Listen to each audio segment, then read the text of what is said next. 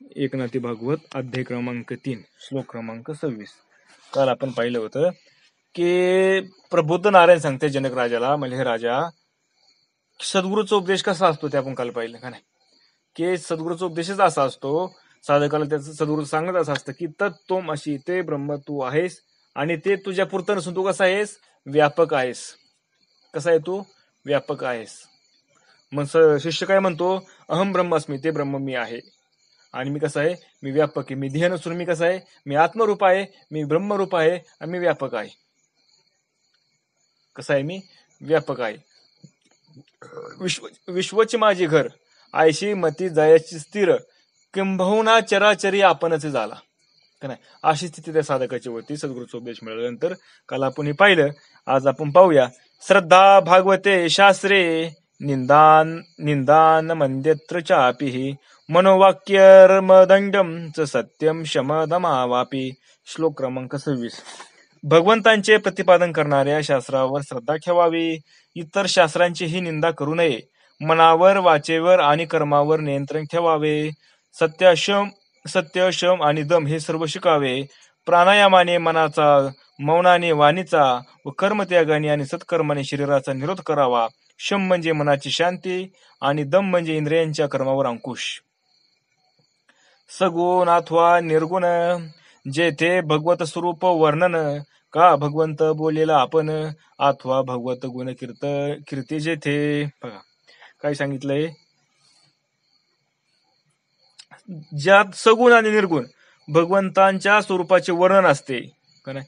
सगुणाचं निर्गुण असेल किंवा निर्गुणाचं वर्णन असेल, म्हणजे स्वरूपाचं, निर्गुणाचं म्हणजे कसं, स्वरूपाचं, आत्मस्वरूपाचं वर्णन, किंवा जे स्वतः भगवंताने सांगितलेले असते किंवा जे भगवंताच्या मुखातून आलेले आहे.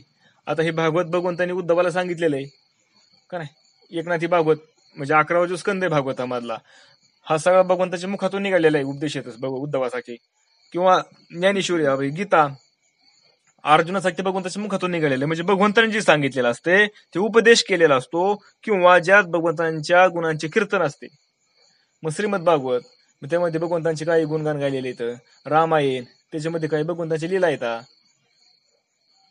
आणखी साधू संतांचे अवतार, त्याच्यामध्ये साधू संतांचे चरित्र आहे का नाही, त्यांची लीला येतात, भगवंतांचं चरित्र येतं.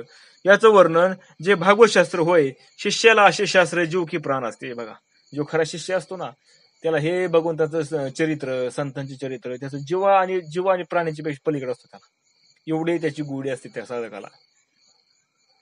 विशेषतः ज्ञान व प्रेम भक्ती यांचे वर्णन त्याला आवडते. काय आवडतं त्याला, ज्ञानावर बोलायला, ज्ञानावर ऐकायला आणि भगवत भक्ती. प्रेम म्हणजे काय, भगवत भक्ती, भगवंतावर केलेलं प्रेम, त्याला म्हणायचं भक्ती. त्या भक्तीवर त्याला ऐकायला आवडतं किंवा बोलायला आवडतं. साधकाला आवडतं का नाही. आता तुम्ही इथून धरून तुम्ही एवढ्या लांब येतात रात्रीचं, काय येतात तुम्ही, कारण तुम्हाला त्याची आवड आहे ना, तुम्हाला ऐकावं वाटतं, म्हणून ही भक्ताचं लक्षण आहे. ते राया शास्त्र जाण, आवडे जसे जीव प्राण, विशेषी ज्ञान कथन सप्रेम पूर्ण पर्यंते, गुरु मुखे ज्ञान कथा गोड, तेने श्री भागवती श्रद्धा दृढ, श्रवण पुरे जीवाचे कोड, ओसरे चाड विषयांची. काय होतं म्हणले, गुरुच्या मुखातून ज्ञानयुक्त कथा ऐकल्या. सद्गुरूच्या मुखातून ज्ञानयुक्त कथा म्हणजे कोणत्या, ज्ञानाबद्दल, आत्मा काय, अनात्मा काय, ब्रह्म कशाला म्हणायचं, जीव कोण आहे, माया कोण आहे, ह्या विषयावर जर सद्गुरूच्या मुखातून ऐकलं तर त्या कथेमध्ये त्याला प्रेम वाक्याला लागते, त्याची गुढी वाक्याला लागते. त्याला भागवत शास्त्रावरील त्याची श्रद्धा दृढ होते. भगवंतांचे चरित्र असतील, साधू संतांचे चरित्र असेल, ते त्याला आवडायला लागतं. जे भागवत शास्त्र आहे, श्रीमद भागवत, त्या शास्त्राबद्दल त्याची श्रद्धा वाढायला लागते, त्याची त्याला आवड लागते, त्याला त्याची गुढी लागते आणि त्याला सतत सतत ते ऐकावं वागतं. परत एकदा ऐकून त्याचं समाधान होत नसतं, दोनदा ऐकून समाधान होत नाही, किती जरी वेळा ऐकलं ना तरी त्याचं समाधान होत नाही. त्याला परत परत परत परत ते ऐकावं वागतं आणि परत परत ऐकताना तेवढंच ते नवीन त्याला वागत असतं. असं जण त्याला असं वाटतं की मी पहिल्यांदाच ऐकतोय. आपलं समज पेपर आपण वाचत असतो, पेपर एकदा वाचल्यावर कसा वागतो आपल्याला, एकदा सुरुवातीला वाचताना बरा वागतो आपल्याला, आणि परत तोच वाचायचं म्हणलं, हे आता म्हणलं आपण कालच वाचला होता म्हणलं पेपर, आता आज कशाला परत तोच वाचायचा.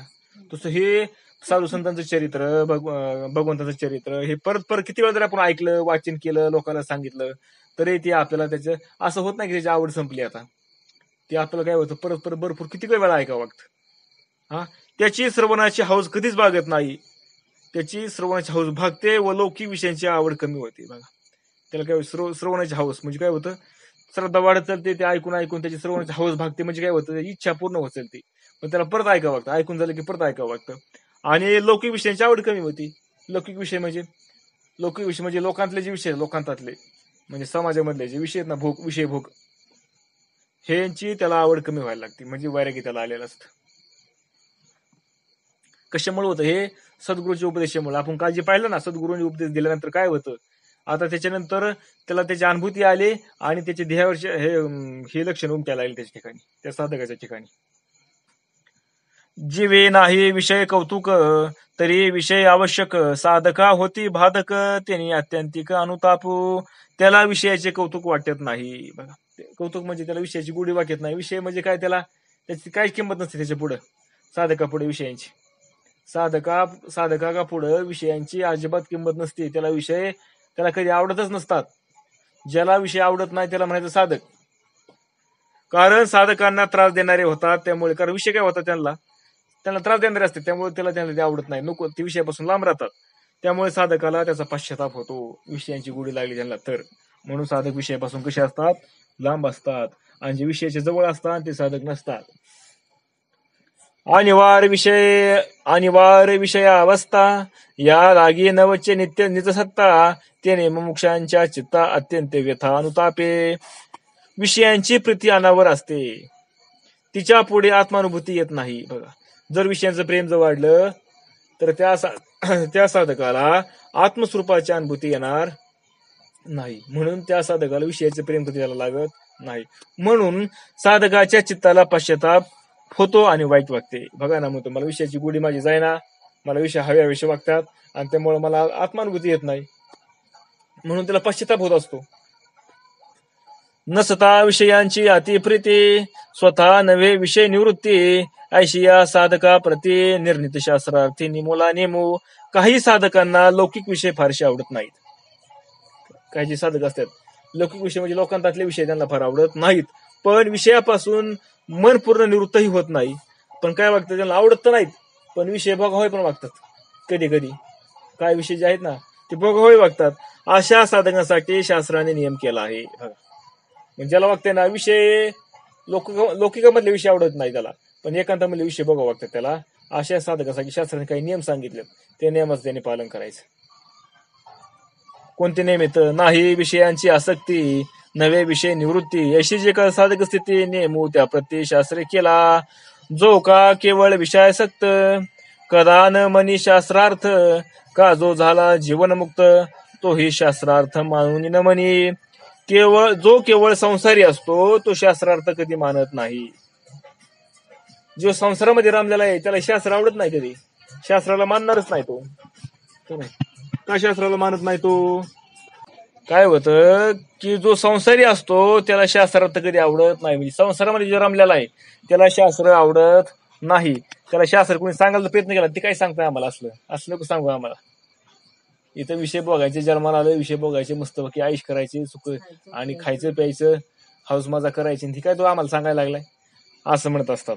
पण आणि जीवनमुक्तालाही शास्त्र नियमाचा काय उपयोग नसतो. आणि जीवनमुक्त होऊन गेलाय त्याला पण शास्त्राचा काय उपयोग नाही. का उपयोग नाही? कारण त्याच्या दृष्टीने आता काय शिल्लकच नाही राहिलेलं ना. मग शास्त्राचा नियमाचा उपयोग कुणाला आहे? साधकाला. जेव्हा अजून संसारामध्ये त्यांनी संसार अजून सोडला नाही सगळा, पण संसारात रमत नाही. संसार सोडला नाही सगळा, पण संसारात रमत नाही. आणि जे अजून परिपूर्ण त्याच्या स्थिती झालेली नाही, म्हणजे अजून ते भगवंताशी एकरूप झालेला नाही पूर्णपणे, अशी जी मधली स्थिती आहे ना, त्याच्यासाठी ही शास्त्र आहेत.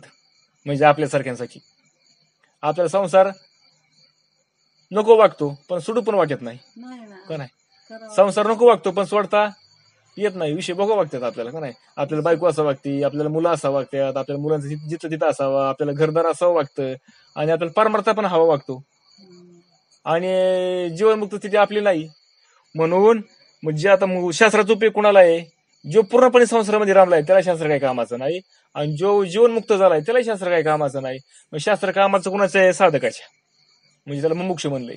मुमुक्ष असन किंवा साधक असन त्याच्या कामाचं शास्त्र. जैशी मृगजळाची भाष्य स्थिती, तैशे विषय मुक्ता प्रती त्या विषयांची या निवृत्ती कोणते शास्त्रार्थी मानवा नेमू. मुक्तांना विषय मृगजळासारखं वाटतात. मुक्तांचं कसं असतं, मुक्त विषय म्हणजे कशी तर मृगजळासारखे दिसते पण खरे नसतात. हे त्यांना पक्क कळलेलं असतं, त्यांचा निश्चय झालेला असतो. त्यामुळे शास्त्र त्यांच्या कामाचे नाहीत. तेव्हा विषयांच्या निवृत्तीसाठी त्याला कोणत्या शास्त्रातील कोणता नियम त्यांनी मानावा आणि आसक्तीपूर्ण विरक्त या दोघांपुढे त्यांना काही शास्त्र नियम व्यर्थ असतात. दोन्हींची त्यांना गरज नाही. म्हणून जे मुमुक्ष येतं का नाही, मुमुक्षांना शास्त्र नियम लागू असतात. जे मुमुक्ष येतं त्याला शास्त्राचे नियम त्यांनी शास्त्र पाळायचे. म्हणजे ज्याने परमार्थ करायला सुरुवात केली ना त्याला शास्त्राचे नियम पाळावे लागतात. म्हणून एवढं सगळं आचार्य बघा सुरुवातीला. मग काय करतो आता भगवंताला भगवत भक्तीला लागलाय ना, मग पारायण करतो ना, मग पारायणाचे नियम लावायचे. कसा केला लावायचे, त्याने परमार्थ मिळत नाही का, नाही केल्यावर मिळतो की परमार्थ, त्याने परमार्थ पूर्ण होतो. पण नियम लागल्यानंतर त्या मनाला त्या इंद्रियाला वळण पडतं, त्या नियमात बसायची सवय लागते. त्यामुळे त्याच्या ठिकाणी वैराग्य यायला मदत होती. म्हणून नियम येते. एवं जैशी मृगजळाशी बाह्य स्थिती तैशे विषय मुक्ता प्रते त्या विषयांच्या निवृत्ती कोणती शास्त्रार्थी मानवा नेमू. एवं अत्यासक्त अतिविरक्त त्याशी नेमू न चले येथ मुमुक्षूंची शास्त्रार्थ नेहमी निश्चित निज नेमे. ते गुरु शिष्य संवाद करिता ज्ञानार्थ प्रबोध ते बोधी भादी विषयाबाध तत्यागी प्रसिद्ध शास्त्रार्थ नेमू. ह्या विषय गुरु आणि शिष्य यांचा जो संवाद होतो बघा.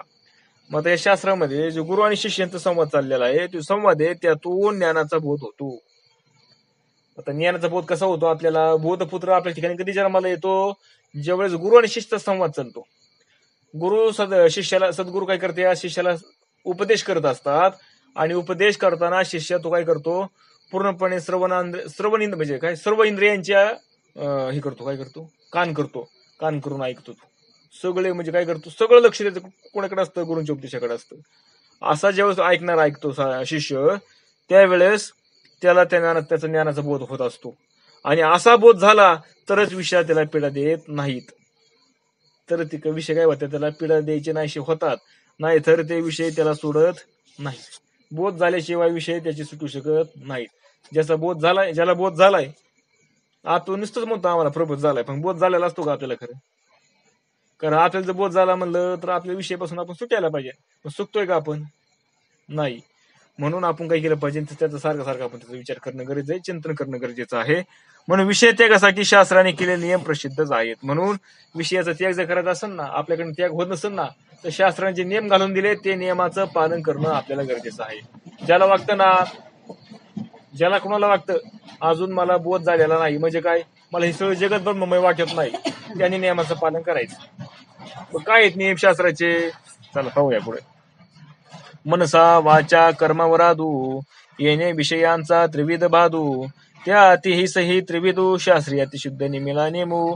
मन वाणी व शरीर यांच्या निरोधाने मानसिक वाचिक व शारीरिक विषयांचा निराश होतो. बघा काय होतं, मन वाणी आणि शरीर यांच्या निरोधाने म्हणजे काय, मानसिक वाचिक आणि शारीरिक विषयांचा निराश होतो. कसं होतो, मानसिक मनाचं बंधन, वाचेला बंधन आणि शरीराला विषयांचं बंधन, काय होतं, बंधन असे लावून दिले की त्याचा निराश होत असतो. म्हणून त्या निराशासाठी शास्त्राने मनोवाक्य कर्मदंडनम हा नियम केला आहे. म्हणजे मनाला, वाचेला आणि शरीराला दंड द्यायचा. म्हणजे काय करायचं, त्याला ते नियमात बसवायचं. त्याला मग मनाशी नेमो उपशमाचा, इंद्रिया नेमो तो दमाचा, सत्य नेमेला वाचा तेही सही तेहीचा निज नेमो. म्हणून जर मनाला शांतीचा नियम सांगितला आहे, मनाला काय करावा, शांतीचा नियम, म्हणजे त्या मनाने शांत राहायचं. आता कधी मन शांत राहील सांगा बरं? मग ते शांत राहिलं पाहिजे ना, त्याशिवाय तुमचा परमार्थ होतच नाही. पहिला नियम आहे मनाचा, शांत राहायला पाहिजे. शरीराला म्हणजे इंद्रियांना दमनाचा, म्हणजे बघा जे इंद्रिय येतं त्यांचं दमन केलं पाहिजे. म्हणजे समज डोळ्याला वागते चांगल्या सुंदर वस्तू पाहावा नाही पाहिजे, नाकाला वाटलं सुंदर वास घ्यावा नाही घ्यायचा, जिभेला वाटलं काहीतरी चांगला पदार्थ खावा नाही खायचा, असं दमन करायचं त्यांचं. इंद्रिय निग्रहाचा नियम सांगितला आहे. आणि वाणीसाठी सत्य बोलावे, बघा असे नियम सांगितला आहे. जिभे ना बोलायचंय ना तुम्हाला, कसं बोलायचं, खरंच बोलायचं. आणि खरंच वागायचं, हे नियम सांगितलेले आहेत. हे कोणाला आहे? सगळे मुमुक्षाला. म्हणून ते प्रसंगातून, फार कठीण प्रसंगातून त्याला जावं लागतं मुमुक्षाला, एवढं सोपं नाही. विषय कामगत दारुण अहम अहम महामदे उन्मत्त पूर्ण धिहा तारुणी अति गुर्ण तोडी बंधन विधीचे. विषय इच्छा हा भयंकर हत्ती आहे. बघा, विषयाची इच्छा काय भयंकर हत्ती हो. हा काय लोक कुणाला आवडत नाही. अहंकार हा त्याचा मद आहे. अहंकार कोण आहे? त्या हत्तीचं मद आहे, मद. तारुण्याने त्याचे डोळे फिरून गेलेले असतात. अहंकार रूपी विषय रूपी जो काय भयंकर हत्ती आहे, हा हत्ती अहंकार रूपी गेलेला आहे. माजलाय आपण थोडक्यात, मध चढलाय त्याला तारुण्याचा, आणि त्याचे डोळे असे फिरले कशाने? मदाने, अहंकाराने. म्हणजे मी मी मी मी करणार असं मुसमुसतोय नुसता अहंकाराने.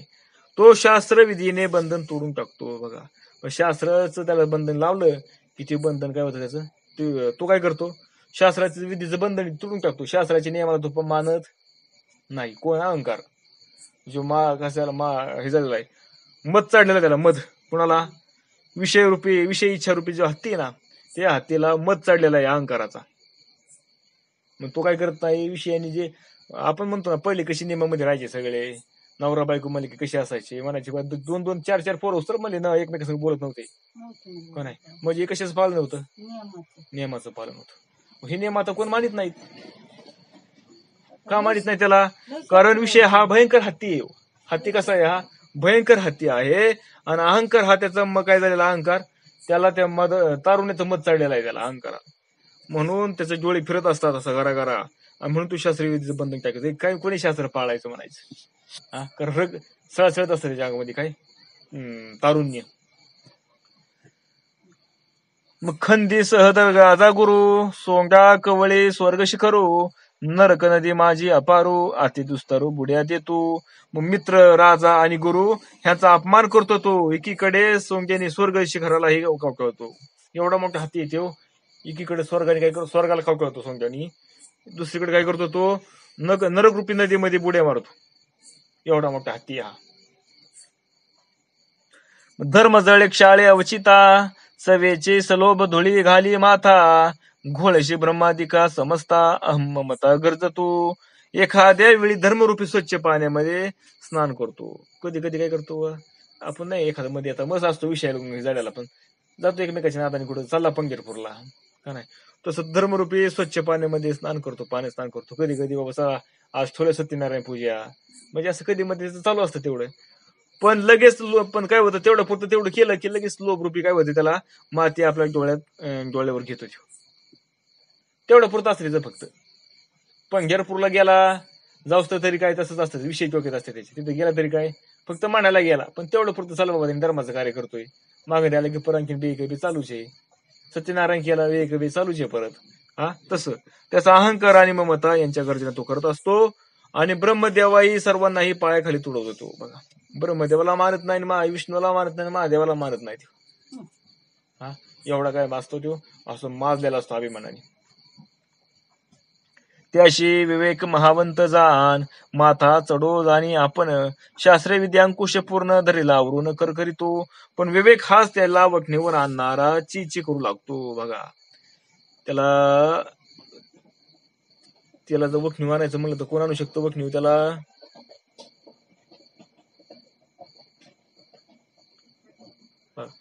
जर वखणी आणायचं म्हणलं कोण आणू शकतो? फक्त विवेकच त्याला वखणी आणू शकतो.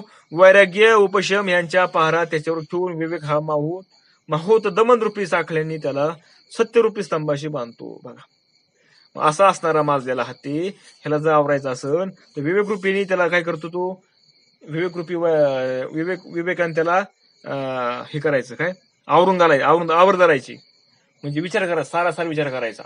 कसा विचार करायचा? सारासार. आपल्या फायद्याचं काय, सारखं आहे, असारखं आहे, आपल्या कल्याणाचं काय, हे विषय म्हणजे आपल्या कल्याणाचे नाहीत, असं विवेक त्याने तयार करायचा. वैराग्याने त्याला काय करायचं? उपशम यांचा पहारा त्याच्यावर ठेवायचा. वैराग्याने हे सगळं खोटे आहे, आपण काही संघ मातून येणार आहे, सगळं खोटे आहे, सगळं मिथ्या आहे, कुणाच्या आतापर्यंत संघ गेलंय का? असं बोलून, असा विचार करून त्याच्यावर पहारा ठेवायचा. आणि विवेक हा महत्व त्याचा दमन रूपी साखल्याने त्याला सत्यरूपी स्तंभाशी बांधतो. आणि विवेक काय करतो त्याला त्या दमनरूपी साखळ्यांनी म्हणजे इंद्रियांना काय करतो तो दमन करतो. कशाने? विवेकानेच. मग इंद्रिय म्हणले ना आज काय नाही जीभ म्हणले सुंदर आज पदार्थ खायचा, विवेक काय सांगतो अजिबात खायचा नाही, आपल्या साधनेला अडथळा आहे ते. म्हणजे काय करायचं त्या साखळ सत्यरूपी स्तंभाला बांधायचं साखळ्या. सत्य म्हणजे काय? सत्य आचरण, सत्य वागणं, सत्य बोलणं, अशा ठिकाणी त्यांनी राहायचं. आलं का लक्षात? मनसा वाचा कायिक कर्म विने येणे विषय बाधा परम येणे विषय बाधा बाधी परम त्या अतिहिच केला त्रिविध नियम त्या नियमांची वर्म एक राया.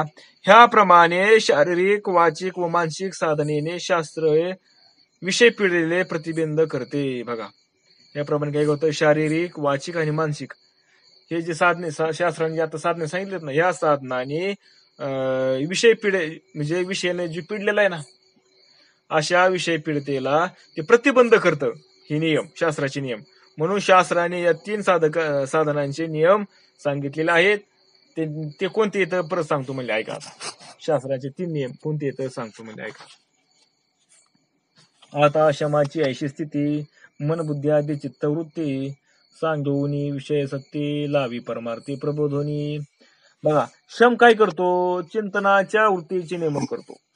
काय करतो तो? चिंतनाच्या वृत्तीचे नियमन. मग त्या चित्तावर लक्ष ठेवायचं. त्या चित्ताला त्या परमात्म्याचं सद्गुण दिलेलं चिंतन करायला सांगायचं नामाचं. त्याचे लक्ष ठेवायचं. त्याला म्हणायचं शम. म्हणजे त्या चित्ताला असं मनाला इकडे तिकडे जाऊन द्यायचं नाही, जागा खेळून ठेवायचं. विषयांचा आसक्ती कमी करतो तो. त्याला बोध करून परमार्थाकडे लावतो. काय करतो? मग शम काय करतो? ह्या शम इंद्रियांना शमवतो आणि विवेकाचं सहाय्य घेऊन तो काय करतो? विषयांचा आसक्ती कमी करतो. त्याला बोध करतो. तो काय बोध करतो? अरे बाबा हे विषय नाही. रामदास स्वामींनी बघा केलंय नको काय मना सज्जना भक्ती पंथाशी जावे का नाही. काय सांगितलं? मना सज्जना. त्याला सज्जन म्हणलंय कोणाला? मनाला. काय करतो? भक्ती मार्गाला लाग. तसं हा विवेकाने काय करतो? अरे म्हणा हे नको तू चाळे करू, तू भक्ती मार्गाला लाग, तू भगवंताचं नामस्मरण कर, सद्गुरून दिलेलं नामाचं तू चिंतन कर का नाही, भजन कर का नाही, वाचने तू नामस्मरण करत राहा. ही कोण करायला सांगतो? विवेक सांगतो करायला. कुणाला? बोध करून त्याला परमार्थाकडे लावतो. कोण? शम काय करतो? चित्ताच्या वृत्तीचे नियमन करतो, विषयांचा आसक्ती कमी करतो आणि त्याला विवेकाचं सहाय्य घेऊन त्याला परमार्थाकडे लावतो. तो बोध करून काय करतो? बोध करतो. त्याला काय बोध करतो? ठीक आहे, हे सगळं माया जाळ आहे, हे सत्य नाही, कुणी सगळं बांधून नेत नाही, हे सगळं इथंच राहतं, आतापर्यंत कुणाचंच झालं नाही, हे त्या मनाला सतत सांगितलं जातं. त्याने बोध करत असतो. म्हणजे बुद्धी आणि मनाचा संवाद चालू असतो. मनाचा आणि बुद्धीचा संवाद चालू असतो. बुद्धीने ऐकलेलं असतं सद्गुरूच्या मुखातून, शास्त्रातून त्याने ऐकलेलं असतं आणि ती मनाला सांगत असतं अरे मना नको असं करू तू. विवेक जागा अंतःकरणामध्ये विवेक असतो ना तयार झालेला, तो विवेक सांगत असतो नको असं करू, तू भक्ती मार्गाला लाग, तू नामस्मरण कर. मग असं करून ते मन हळूहळू थांबायला लागत. ते थोडस बाहेर गेलं की ह्याने परत उडून आणावं त्याला आणि कुठं लावावा? त्या नामावर लावा, त्या चिंतनावर लावा. परत बाहेर गेले की परत ओढून आणावा, कुठं लावा? ते चिंतनावर लावा. असं करता करता करता ती चिंतनाची गुढी लागायला लागते त्या मनाला. म्हणून ती नियमांची गरज आहे तोपर्यंत. पूर्वे गवता गबसते अंधारू सांगे त्रिजगते ते वेगुरु वाक्य क्षमाची प्राप्ती विषय निवृत्ती मानसिक. म्हणून सूर्योदय होतात अंधार नाहीसा होतो. जसं म्हणजे सूर्य उगवला की अंधार नाहीसा होतो, अगदी त्याप्रमाणे गुरूंचा उपदेश त्याला होतो. त्या गुरूंच्या उपदेशाने त्याच्या आधाराने त्याचं मन शांत होतं आणि मन विषयापासून निवृत्त होऊन हाच शम होय. बघा, आणि ज्याचं मन विषयापासून निवृत्त झालं त्याला म्हणायचं शम. मन काय झालं? विषयापासून निवृत्त झालं. आता ते मन विषयामध्ये गुंतत नाही, त्याला म्हणायचं त्यांनी शम साधला. आपलं झालं का शम? मनाचा शम झाला का?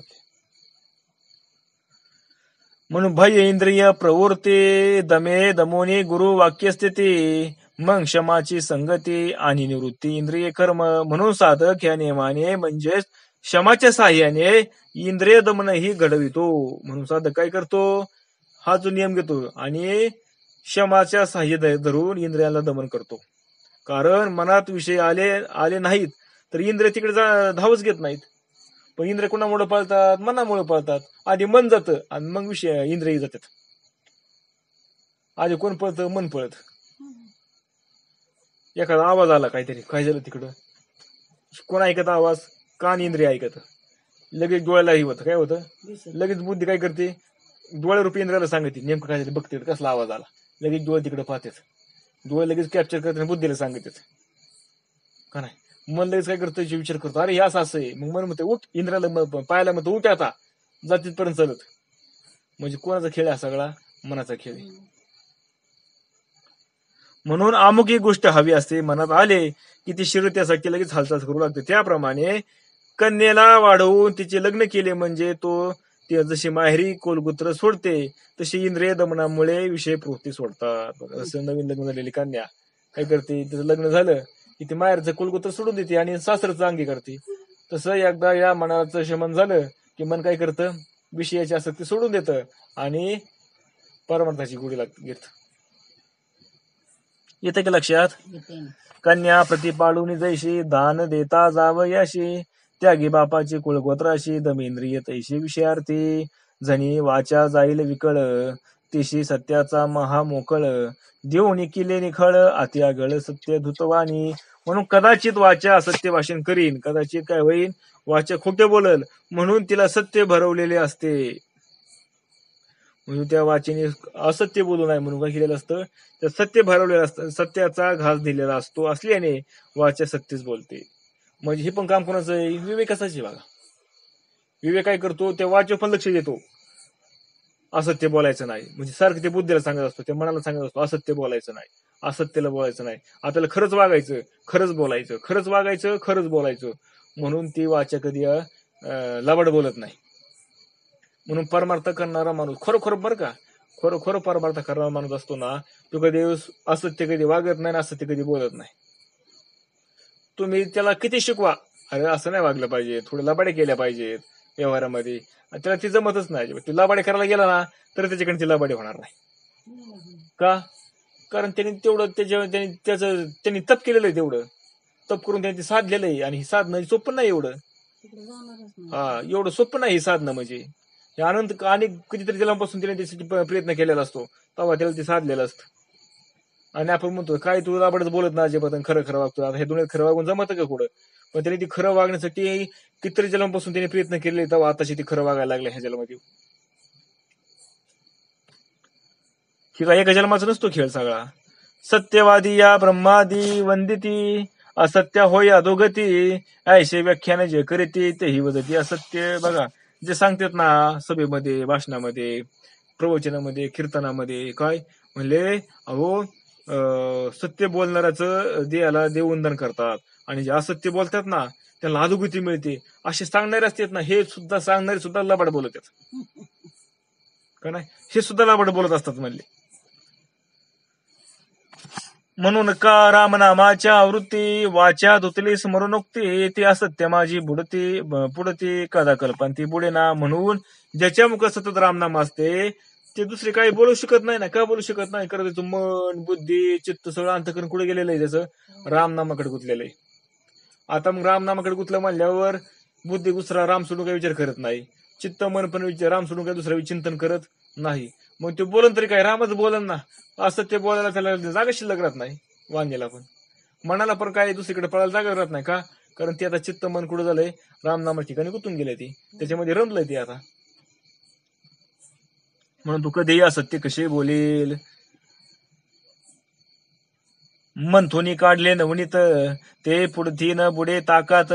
तेवी नामे वाचा निर्धूत असत्य ते स्पर्शेना. म्हणून दही घुसळून लोणी काढल्यावर ते लोणी ताकात बुडत नाही. एकदा दही घुसळून मंथन केलं तुझं दह्याचं आणि त्यातून लोणी काढलं, परत ताकद बुडतं कधी? किती बुडावर बुडतं का परत? वर येतं परत. तसं का नाही? त्याप्रमाणे रामनामाची वाणी एकदा पवित्र झाली की मग ती किती तिला असत्य स्पर्श करत नाही त्या वाणीला. असत्य म्हणजे ती लावड बोलू शकत नाही. मग त्याला बस असतं सांगणारे, अरे हे जे आताच्या काळामध्ये कुठं खरं बोलून जमतं का? मला तर लय म्हणतात खरं वागून जमतं का कुठं म्हणतात. पण येतच नाही तर काय आता खोटे बोलायला, लाबाड करता वागताच येत नाही त्या माणसाला. कारण पुढचा लाबाड जरी वागणार असला ना तरी याला कळत नाही, ह्याला वागतं आपल्यासारखं सत्य खरं बोलतोय बरं का, म्हणून ते खरं बोलून जातं, पण तो त्याचा गैरफायदा घेत असतो. त्याला जमणार नाही का, कारण त्याची असत्य स्पर्श त्याला करत नाही कधीच, आणि त्याचं काही एका जन्माचं नसतं. अनेक जन्मापासून त्यांनी प्रयत्न करून एक एक हळूहळू हळूहळू हळूहळू प्रयत्न करीत आलेला असतो. म्हणून जे वे लागले ने रवी करे, घृत कणिका सोये विरे, ते सत्याचे निज निर्धारे, असत्य चमत्कारे समूळ उडे. म्हणून तुपावर जगून पडले म्हणजे त्याच्या कण्या विरळतात. शिजलेलं तूप कसं असतं, कण्या रूपात असतं ना, पण त्याचे उंज पडलं तर ते वितळतं, पातळ होतं. त्याप्रमाणे सत्याचा निर्धार केल्यावर असत्य समूळ नाही शेवते. त्यांनी ठरवलं बुद्धीने विवेकाने आपल्याला असत्य वागायचं नाही बोलायचं नाही, तर त्या ठिकाणी असत्य काय होतं, त्याचा समूळ नाही ठेवून जातो. त्यामुळे काय बोलून काय वागणं परत असत्य. आणि सध्या ह्या युगात सत्य बोलणाऱ्याची तर लय अवघड आहे. लोकांना सत्य वागणारे माणसं आवडत नाहीत. चंदनाची या चौफेरी, काष्ट्यत्वा मुकती व खैर बोरी, ते बी नामाच्या निज गजरी, वाचे माझरी निज सत्य प्रकटे. म्हणून चंदनाच्या सहवासातले इतर वृक्ष सुगंधित होतात, त्याप्रमाणे राम नामाच्या गजराने वाणीमध्ये सत्य सहज प्रकट होते. चंदनाच्या सहवासामध्ये आले जे बाकीचे वृक्ष काय होतात, सुगंधित होतात. अगदी त्याचप्रमाणे जे वाचा राम नाम घ्यायला लागली की त्याच्या सामर्थ्याने त्याच्या वाणीमध्ये सत्य सहज प्रकट होते. त्याच्या वाणीमध्ये मोवळके येते, त्याच्या वाणीमध्ये गोडवा येतो. कशामुळे येतो? रामनामामुळे. मग त्या वाणी रामनाम घ्यावा का उगाच काहीतरी बडबड करीत बसावा? रामनामच घेतलं पाहिजे. पण नुसतं वाणी घेऊन जमन का? तर त्याला मनाचं पण सहाय्य झालं पाहिजे, त्याला चित्ताचं पण सहाय्य झालं पाहिजे. झाले नियार्क प्रकाशे, खद्योते हरपती जैसे, तेवे रामनामा सौरसे, लोपियान याशे असत्य. म्हणून सूर्याचा प्रकाश पडला की काजव्याचा प्रकाश लोकतो. बघा आता अंधार पडलेला आहे, ह्यावेळेस काय होतं, काजव लगेच सहज दिसतो चमकला की, का नाही? पण सूर्य गोळा की आता परत काजू नसतात का? मग असतील, पण दिसतील का आपल्याला? का तर ती चमकत नाहीत ना.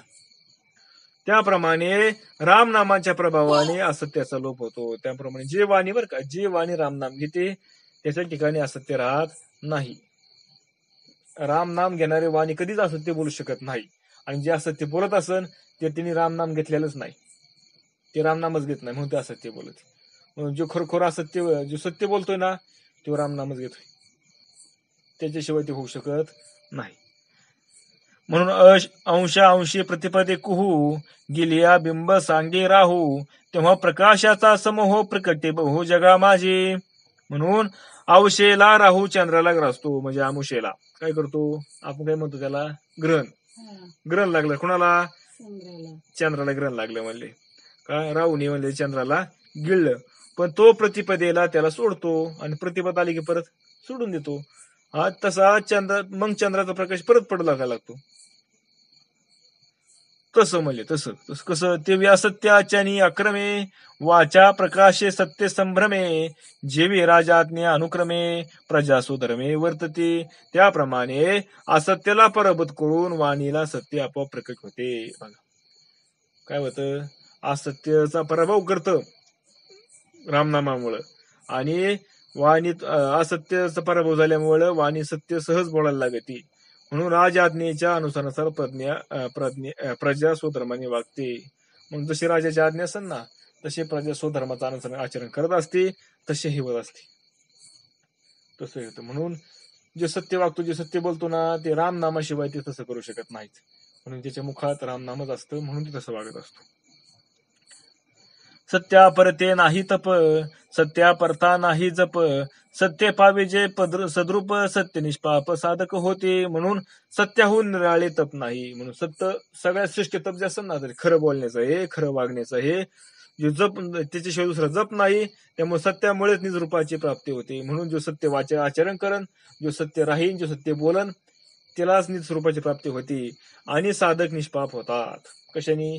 सत्य आचरण केल्यावर. म्हणजे असंही करायचं, फक्त सत्यच खरंच करायचं फक्त, मग आपल्याला होईल प्राप्ती. पण खरं काय असं उगाच येतं का? तिला रामनामच घ्यावं लागतं, तेव्हा ते खरं होतं, का नाही? वाणीमध्ये खरं येतं, आचरण खरं होतं. आणि खरं वागणूक झालं, रामनाम झालं की ना आचरणामध्ये खरं आलं, वाणीमध्ये खरं आलं की त्याला काय होतं लगेच, त्याला स्वरूपाची प्राप्ती होती. म्हणून एवम काय हा क्रम आहे, क्रम. ह्या क्रमाक्रमाने जावं लागतं. मध्ये आधी काय मिळत नसतं की अरे गोडे हाणून पुढं कोणी काही म्हणू द्या गाड्या, कोणी काय म्हणत नाही सद्गुरूची कृपा झाली की लगेच काय होतं, मला कशाला काय करायची गरज लागत नाही, असं काय नसतं. मागल्या जन्मी त्यांनी त्याचा पिच्छा केलेला सोडलेला नसतो अजिबात. त्यांनी किती त्याच्यावर त्यांनी त्याची साधना केलेली असते, तेव्हा ते ह्याला जन्मात सहज त्याला प्राप्त होत. म्हणजे सद्गुरूची कृपा झाली आम्हाला काहीच करायची गरज लागली नाही. मागल्या जन्मी केलं असं त्याचं काय, ही क्रम येतो, ही क्रम. हे काय एका जन्माचे क्रम नाही, ते अनेक जन्मापासून हे क्रम चालू आहेत आपले. तेव्हा आता कुठेतरी आपण ह्या क्रमांक आपण आलोय.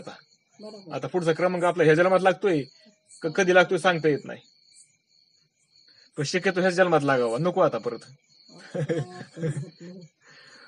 म्हणून येव काया वाचा म्हणे शमदमादी सत्य लक्षणे, जो निमिला त्रिविध विंदाने त्याची विषयाची धरणे तत्काळ उठे. म्हणून याप्रमाणे त्रिविध साधने मनापासून जो करतो त्याचे मन विषयाकडे कधीच वळत नाही.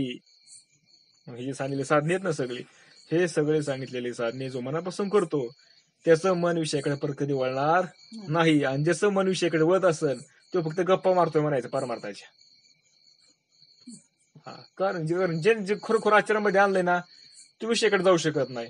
आणि जो नुसता गप्पा हाणतोय पण विषयाकडे जातोय त्याने कधी हे पाळलेलंच नाही. त्यांनी नुसता गप्पा आणतोय, वाचतोय, पाठ करतोय, दुसऱ्याला सांगतोय.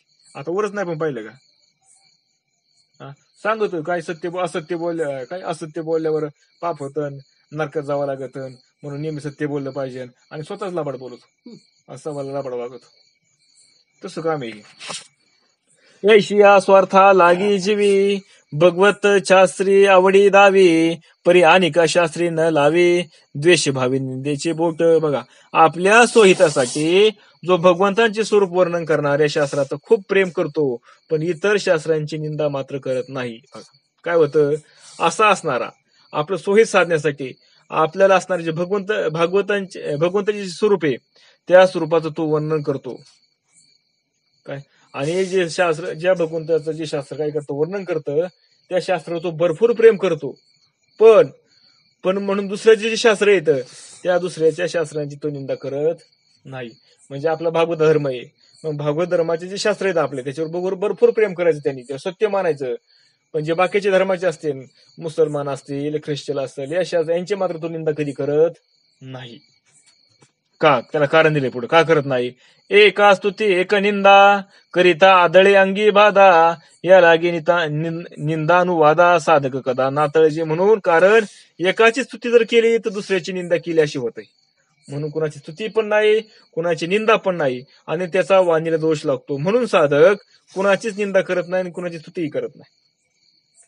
आपल्याकडे चांगलं सपाक्यात चाललंय आता, काय त्याची निंदा कर, त्याची निंदा कर, दुसऱ्याचं सांगायचं करतो आपण. पण आपल्या हिंदू धर्मामध्ये पण आपली कितीतरी आपण लोकांची निंदा करतोय का नाही, दुसऱ्या संप्रदायाची. म्हणून अर्धांगीची लक्ष्मी वंदावी, मा चरणीची गंगा काय निंदवी, निज जननी नमस्कारावी काय यारा द्यावी पांपर. भगवंतांच्या अर्धांगी लक्ष्मी हिला वंदन करावे, ह्याचा अर्थ त्याच्या चरणीच्या गंगेला मात्र नावे ठेवावेत असं होत नाही का नाही. तसं आपल्या जीवनाला नमस्कार, आपल्या जननीला नमस्कार करावा ह्याचा अर्थ इतर स्त्रियांचा त्यांना लाथा माराव्या असं कधी होत नाही. म्हणजे आपल्या आईला नमस्कार करायचा आणि बाकीच्या स्त्रियांना मात्र लाथा मारायचा असं करता येतं का, नाही. तसं आपल्या शास्त्राला वंदन करायचं, त्याच्यावर प्रेम करायचं, आणि बाकीच्यांना मात्र लाथा मारायचे का, नाही. ते पण आपल्या आईसारखेच समान आहेत असे मानायचे. हा, फक्त आपलं प्रेम आपल्या आईवर जास्त आहे म्हणून काय त्यांची निंदा करायची का, नाही. बघावर किती किती बारकाव आहे गोष्टीमध्ये, सांगा तुम्ही.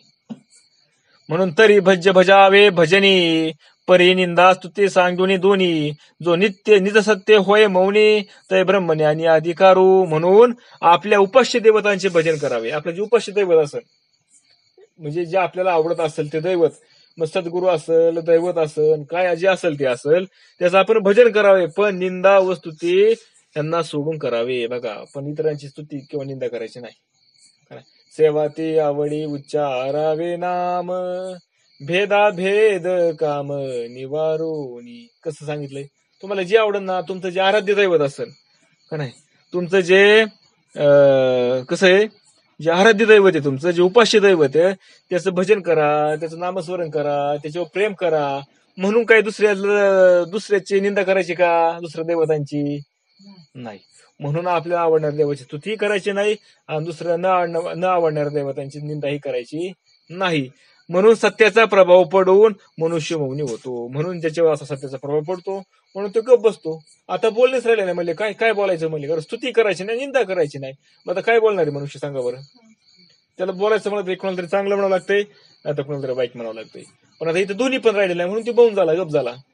आपण काल पाहिलं होतं ना, त्या साध्या स्थिती काय होती, मौन. तो गप बसतो का, कारण आता बोलणारा राहिला नाही, ऐकणारा राहिला नाही. कारण बोलणारा तोच आहे, ऐकणारा पण तोच आहे. मग बोलायचं कोणा संग आणि कोणी ऐकायचं, सगळा कोण झालेला तोच झालेला आहे. तो अगदी त्याप्रमाणे इथं आता काय झालंय, निंदा कोणाची करायची नाही का, कारण ती पण आपली जननीची आहे. आणि कोणाची स्तुती पण करायची नाही, ती पण आपली कोण आहे, जननीची आहे. म्हणून दोन्ही सारखेच आहेत. म्हणून स्तुती नाही, निंदा नाही, म्हणून तो गप झाला. तेव्हा तो ब्रह्मज्ञानाचा अधिकारी होतो. आणि जेव्हा असं होतं ना, तेव्हाच तो ब्रह्मज्ञानाचा अधिकारी होतो. एरवी तो ब्रह्मज्ञानाचा अधिकारी होत नाही. सांगा बरं, असे साधक किती उतरते ह्याच्यामध्ये, आता एवढ्या सगळ्यामध्ये हे नियमात. मग एवढे नियमात सगळे बसल्यानंतर मग तो ब्रह्मज्ञानाचा अधिकारी. म्हणून जी पहिले चलाच 12-12 वर्ष तप करून घ्यायची. कारण आधी सुरुवातीला 12 वर्ष काय करायची, सेवा करून घ्यायची. मग त्याला अनुग्रह द्यायचा. मग 12-12 वर्ष तप करून घ्यायचे आणि मग त्याला बोध द्यायचा. मग त्याला ते ब्रह्मज्ञान सांगायचं. मग तो अधिकारी. मग म्हणून एवढं जोपर्यंत असं होत नाही तोपर्यंत तो त्याचा अधिकारी होत नाही. म्हणून काय ना, बोध दिला तरी लगेच त्याचा निश्चय होतो, काहींचा दिला तरी त्याचा निश्चय होत नाही. का होत नाही, कारण तो अधिकारी नसतो. त्यांची अनेक जन्मापासूनची काय चालू आहे, त्यांचा प्रवास चाललेला असतो. कधी होईन ते सांगता येत नाही. म्हणून द्यायचं बंद करायचं का नाही, आपलं काम चालू ठेवायचं. होईन तर ह्या जन्मात नाही तर पुढच्या जन्मात होईल. यायशी न करिता व्युत्पत्ती, न शोषिता हे कष्ट तिथे, भावे करिता भगवत भक्ती, फुकाची मुक्ती हरिभक्ता. शास्त्र व व्युत्पत्ती यांच्या ज्ञानासाठी खटपट करावी न लागता, तसेच प्राणायाम इत्यादी साधनांचे कष्ट सोसावे न लागता, केवळ निरतिशय प्रेमाने भक्ती करूनच भगवत भक्तांना अनायाशी सहज मुक्ती मिळते. म्हणून काय करायचं, शास्त्राची उत्पत्ती म्हणजे हे शास्त्र वाचन, त्या शास्त्राचा अभ्यास कर, त्या शास्त्राचा अभ्यास कर, त्याचं ज्ञानाची खटपट करून ते ज्ञान प्राप्त करून घे. हे सगळं काहीच न करता जर आपल्याला सहज जर काय करायचं असेल ना, मुक्ती प्राप्त करून घ्यायची ना, कुठल्या साधनाची खटपट करायची नाही, तर त्यासाठी प्रेमाने भगवंताची भक्ती करावी. हेच भागवत भक्तांना अनायाशी सहज मुक्ती मिळवून देऊ शकते. बघा, मग हे सगळं करायचं सोपं आहे का? सोपं नाही एवढं सगळं करायचं, एक एक नियम करून करायचं जमन का आपल्याला? नाही. पण मग काय सांगितलंय, मग काय करावं साधकाने? भगवंताची भक्ती करावं. भगवंताची भक्ती केली की हे सगळे नियम ऑटोमॅटिक क्रमक्रमाने येत असतात. त्यालाही कळत नाहीत. जो भक्ती करणार, जो चिंतन करणार आहे ना, जो नामस्मरण करणार आहे ना, हे त्यालाही कळत नाही की आता आपण खरं बोलायला लागलोय, आता आपल्या ठिकाणी आपल्याला वैराग्य आलंय, हे त्याला कळत नाही अजिबात. का कळत नाही त्याला? कारण तो पूर्णपणे रामलेला आहे. कुठं? भगवंताच्या भजनामध्ये रामलेला. त्यामुळे त्याला गोष्टी कळत नाहीत. पण ज्यावेळेस तू फार पुढे गेला आता आणि मग माग वळून पाहिलं, मग त्याला कळतो, अरे मी कुठं होतो ना, आता कुठं आलोय, मी कुठं होतो आधी, विषय आधी नव्हतो मी, आता विषय सोडून मी कुठं आलोय हे त्याला कळतं. कधी कळतं? तिथपर्यंत गेल्यावर किंवा त्याच्या जवळ गेल्यावर. तोपर्यंत त्याला समजत नसतं. म्हणून काय करावा, मग हे नियम पाळावा का आणि तो नियम पाळावा का आणि मी असं करावं का? त्याने काही करू नये. त्याने फक्त काय करावं, भगवंताचं भजन करावं, बास. त्यांना नामस्मरण करावं, भगवंताचं सद्गुरूंनी सांगले ते करावा. ते करता करता करता हे सगळे नियम त्याला सहज त्याच्या आचरणामध्ये येणार. सहज ते नियम त्याच्या ठिकाणी काय येणार, शांती येणार, वैराग्य येणार, सत्य येणार, का नाही, सगळ्या गोष्टी त्याच्यामध्ये येणार ऑटोमॅटिक क्रमाक्रमाने.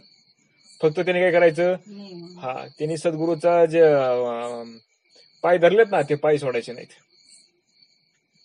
सद्गुरूंचे उपदेश दिलाय आपल्याला, जे तत्व सांगितलंय का, त्याचा नियम, त्याचं चिंतन, त्याचा विचार हे सतत करत राहायचं. त्यांनी जसं सांगितलंय ना तसं त्याचं करत राहणे, एवढंच करणे सोपं आहे सगळ्यात. म्हणून आणि त्यालाच भक्ती म्हणलंय. म्हणून ते भक्तीचे निजस्थिती राया सांगेन तुझं प्रती, सुगमत्वे परमात्मा प्राप्ती हरिभक्त पावती ते. म्हणून हे राजा, मी तुला मग अशी असणारी जी भक्ती, त्या भक्तीचं स्वाभाविक लक्षण सांगतो.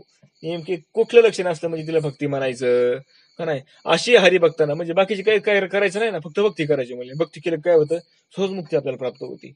मग नियम नको, यम नको, निरोध नको, का नाही.